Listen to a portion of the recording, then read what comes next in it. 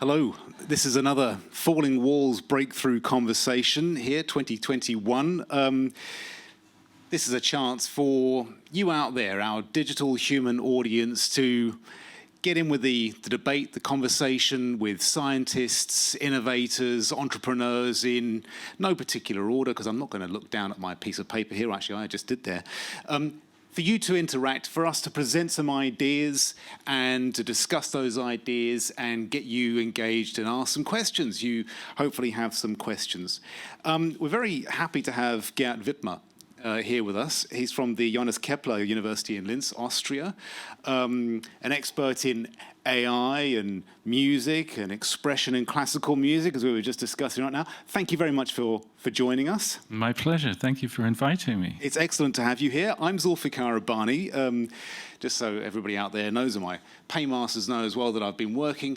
I'm a senior science editor at Deutsche Welle, DW, Germany's international broadcaster. But enough about me. There is one other thing that I have to do, a bit of housekeeping here. As I mentioned, we want you to interact, so please do. If you have a question, you'll know it from the last couple of years, as that is a cliche. Raise your hand in Zoom and you'll be noticed, you'll be spotlighted, and you'll be unmuted, and then we'll turn to you and ask you to ask your question. It's audio only, so no fear there. It is recorded, however, for posterity, so do be aware of that. If you have any technical issues, just write a quick note in the chat and our technical team will help you out with that. But, you know, who has problems with Zoom? So, Gert, let's get down into the conversation. We're at Falling Walls. This is a breakthrough conversation. You used the term musicologist or musicology just a second ago. And before I sort of pull that rug, what is your breakthrough here? Oh, I knew you were going to start with this question, with the term breakthrough. I have real problems with it. I don't think I have a breakthrough to present. Breakthroughs are very, very rare in science. Science is a process where everybody builds on things. Nobody likes breakthroughs, but yes, everybody accepts the Nobel Prize when they get it for a breakthrough. Yes. For a Nobel Prize, I might even accept this term. So let's say what I'm going to present is something that hasn't been shown before. Let's call it a point of culmination or confluence, where different lines of research that we've been pursuing for years are coming together in some concrete manifestation that shows how together they can create something that is new. And this new thing that I'm going to present at the end of my presentation this afternoon, the concrete manifestation of this breakthrough is a system, a computer system that plays together with a human musician, a pianist, classical music, and plays in a sort of co-expressive way, let's call it that way. A machine that plays together with a human pianist, but doesn't just play its part in a strict way, so the human would have to adapt to that, but that listens to how the human plays and adapts to it and recognizes how the person wants to play, and so that they together make naturally expressive music. Expressive in the sense that musicians don't just play the score of a piece note by note like a machine would. They add their own nuances and details, not in terms of notes they may add, but in timing and so on, to make music come alive, really, in the first place. To make music come alive. Okay, so traditionally people would suggest that humans make music come alive and the audience make music come alive. It's the playing.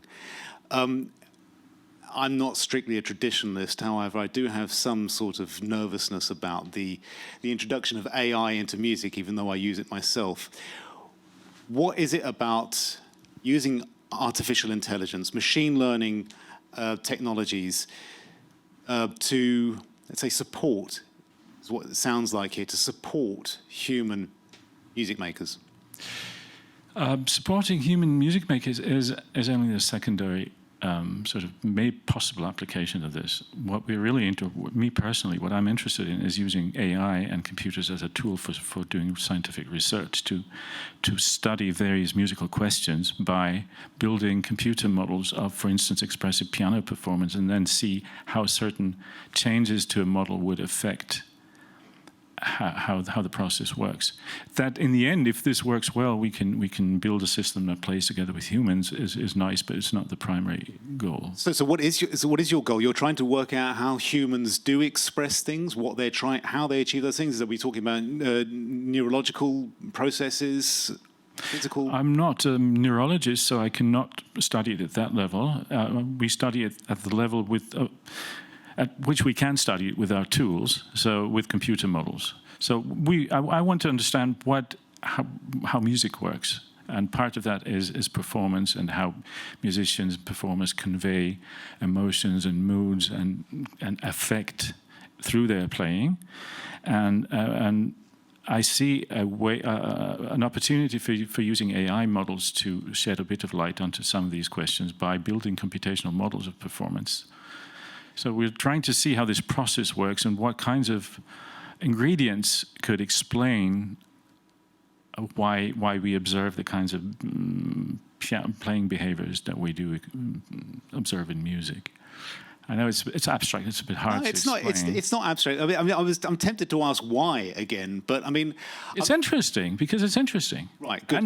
And because music is important, yeah, to me and to a lot of people, and it should be to mankind. Yes, indeed. I agree with you wholeheartedly there.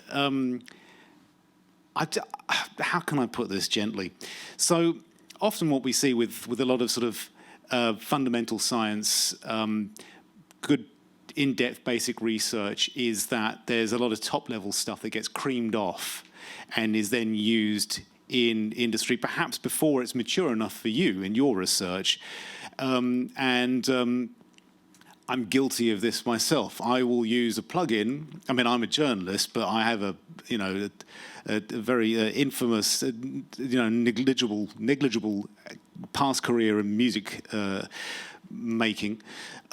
But I'll happily use a plugin that will use an AI to determine where the peaks are in my piece, which parts of the EQ, the equalization band, needs to be adjusted. And I could just go click default, and it will make it ready for a streaming service of my preference, all in a way that negates the in-depth knowledge that goes into actually understanding what's happening. So coming back to what you're sort of studying, why we appreciate certain bass frequencies, why we need certain mids and highs, why that works on people, why we dance more when we hear certain movements, certain rhythms, syncopations, and what have you.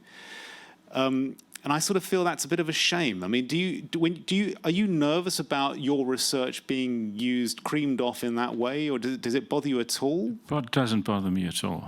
Okay. I'm interested in doing interesting things. Mm-hmm. And what somebody else does with it, I mean, we're in a safe area in that respect. Right? Yeah, I'm not developing things that could be used for weapons or mass destruction. No.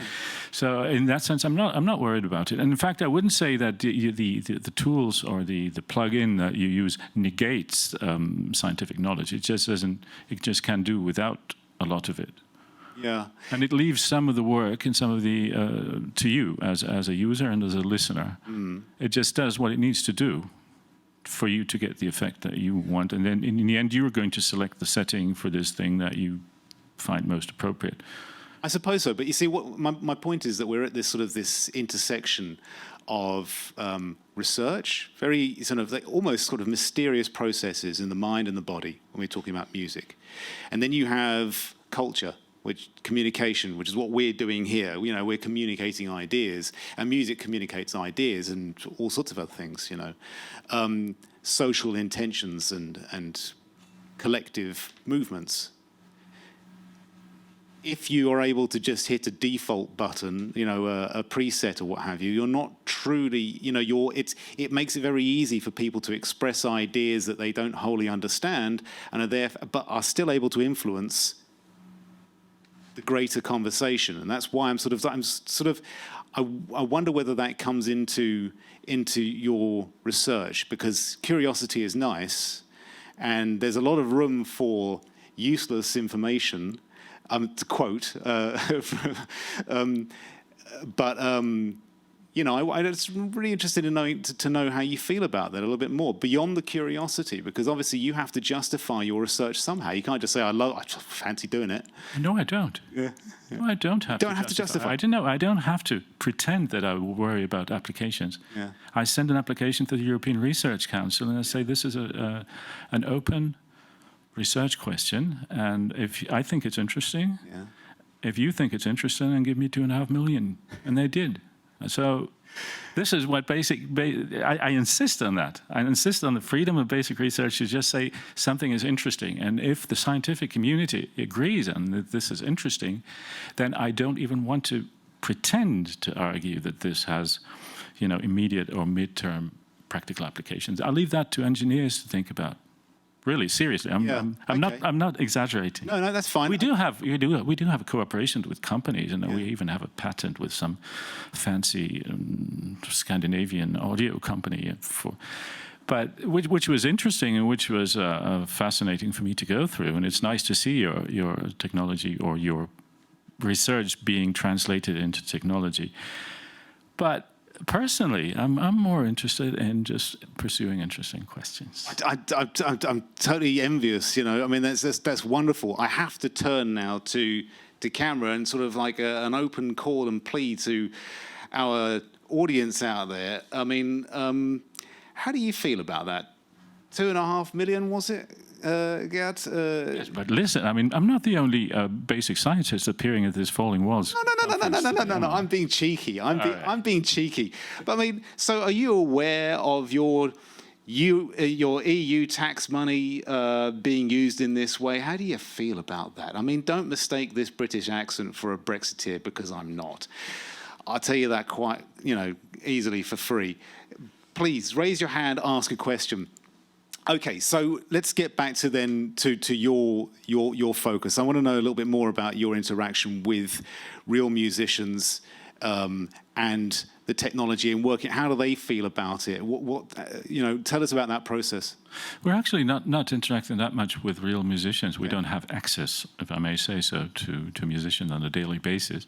So in the context of music performance research, we use recordings by musicians. In the context of piano research, where we are interested in having very precise information about how pianists played, we need special recordings, because you cannot extract or measure the details of a performance from audio recordings. You cannot extract information about how each individual note was played by a great pianist. There's no way you can get that from audio. The only way to get that kind of information is through special computer pianos. And we are lucky to have some unique resources there. And we do a lot of, so we start from data that we have, and then we build models and try to see how with machine learning, different kinds of machine learning models, you can explain discover and explain certain patterns that you observe in the data.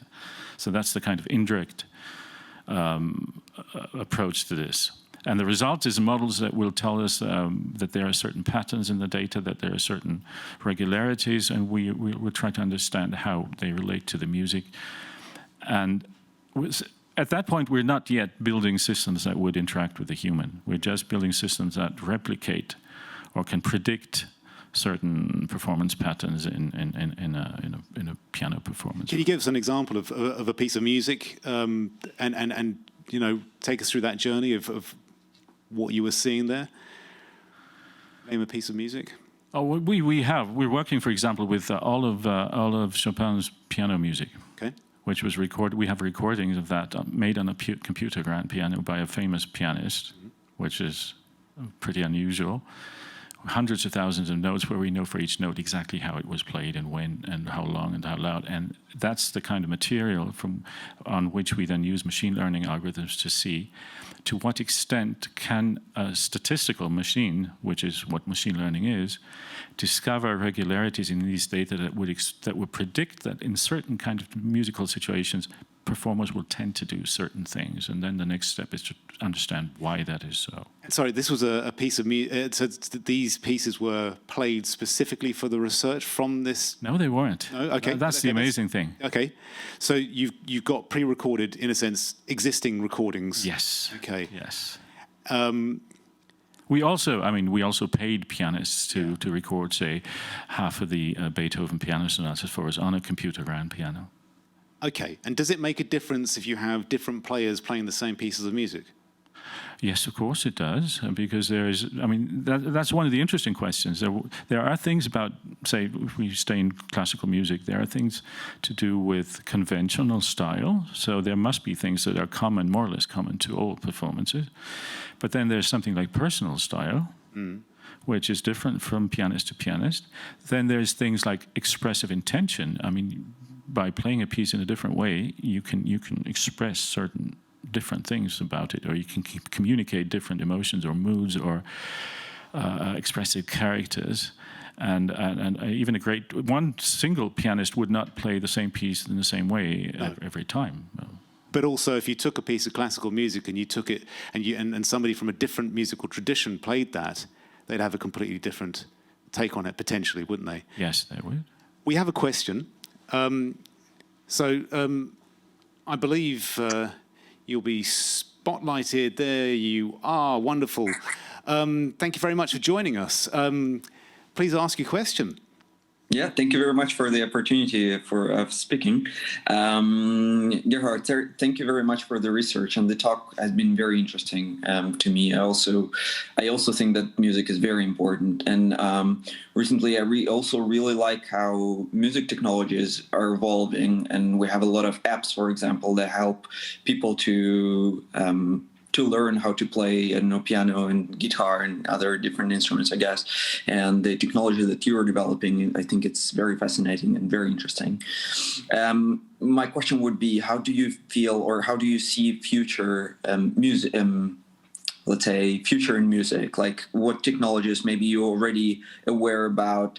Maybe you can give us a little glimpse on that, like some technologies that are going to be presented in future, or just your view on that. Thank you very much for your question. Well, this is a hard question because I'm not aware of all the technologies. This is as you know, this is a very busy field right now. The music information research is generally called, with hundreds of labs all over the world. We are one of them, working all sorts of technologies, now beyond my specific topic here, which is about piano and expressive performance, but technologies for recognizing things in audio recordings, instruments and voices and styles, and technologies for producing music, for doing source separation, for changing various sources. There's a hell of a lot going on there. Which of these are going to be the most promising ones for you? I don't really know. It depends on what you want to do this. If you're a music producer, I think as far as I know, a lot of these technologies are already being used in music production contexts. But I'm not following that in detail, really. Can we get our question? Maybe you have a more specific way of asking the question. Yeah. So do you make music? What sort of music do you make? No, I don't make any music. I'm kind of I only listen to it, so I think maybe that's the best part. Just consumption, not producing any kind of music. But no, I'm just interested. For example, maybe how in future people will learn how to play music, or the music will be played by machines only, or will be kind of, I don't know. Maybe this is also something that we see in the other spheres, that concerts will be available, for example, only to rich people, and then all people will listen to music on Spotify, and how technology can affect that. And maybe there is already some research on that. Oh yeah, now I see what you mean. Thank you. I see what you mean. I mean, to me, my personal view is music is an eminently social phenomenon. So I don't see machines taking over the live concerts, or that music will be generally performed by machines. Kraftwerk, gorillas. Even Kraftwerk are people. If you look closely, you can see that they're human beings. I mean, human being. I believe there's only one left in. So. I do see some potential in didactic, educational aspects, but maybe not necessarily as a machine directly as a teacher. Well, maybe at the very fundamental level. I know of some of these apps that teach that you can use to train and to learn to play basic piano or guitar, but then at the really musical level, when it becomes important to understand what music is about, then I think you need still humans to transfer the values. But that's what I also meant before about different cultures. So classical music is a largely European sort of classical sort of tradition, but we have all sorts of forms of jazz, hip hop, techno music. I mean, I am a big fan of electronic computer music, and at the same time, as a journalist and a music maker, I have a problem with AIs creating pieces of news or pieces of music, because there's not that human element. I mean, there's an old story by the KLF. They produced a manual where they said if you give two people the same bass line and the same sample, they'll come up with different pieces of music, and one will have more heart than the other, and that'll be the one that people respond to more. And I think that computers aren't there yet, are they? Have you ever seen a good piece of music written by a machine? Have you ever seen a good news article written by a machine? Well, most of us journalists are machines in news anyway, so there is that. Music, unfortunately, frighteningly good stuff is out there. It's very difficult, and I think that's where the consciousness among listeners and audiences tends to drift, where we can no longer tell the difference between human-made music and, because we change our perception of it. It's like, when we do search results, we can no longer differentiate between a human intention on the net and a data-driven intention on the net. Oh, I don't know. Again, I have a very peculiar or specific musical taste, so I'm very much into classical music. Good. And in classical music, there have been some attempts at building these neural networks that compose music, which is it's frightfully bad. Yeah. It's just terrible. It has no goal. It has no structure. It has no. The machine would it spits out note after note, and it would go on for years if you didn't cut it off. That's what happens. Maybe this attempt at having a machine write Beethoven's 10th Symphony. Yes. Which to me is it's ludicrous from the start. No. We had a heated debate about that. Let's not get into that. We've got 2 minutes left. All right. But I take your point. You're right. Absolutely. So look, okay, so what's the next step for your research? Just take us there. Well, the next step actually is a new big ERC project, another 2.5 million, I'm afraid to say. Beautiful. Dinner's on you. Which is about really, again, at an abstract level, developing the machine learning and the music modeling technologies, the fundamental ways that we model music in computers, further in such a way that we obtain models which are more controllable and transparent, so we understand why the machine makes certain musical decisions, that it can explain why that we can control certain aspects, and then in that way get computer programs that can generate music, that can perform music, that can listen to music, but models that are controllable in such ways that we can actually do controlled experiments with them as tools for scientific investigations into music perception and music production. Again, the computer as a tool for doing research and not necessarily as something that produces music. And then, based on that, we will look at educational and didactic application to communicate the richness and importance of music to the more general public. Despite my cheekiness, I find what you're doing incredibly fascinating. I do. I say that all the time, but I actually do think it really is fascinating. And I think the key bit there is using computers as a tool, not being the computer's tool. So, exactly. All power to you. Thank you very much. Thank you. Good talking to you, Gerhard Widmer. Thank you, and thanks for having been here with us. Beautiful stuff. Wherever you are. Thank you very much. From Gerhard and from myself, thank you very much for joining us for this Falling Walls Breakthrough conversation. We'll be back at about 5 with our next conversation. See you in a bit.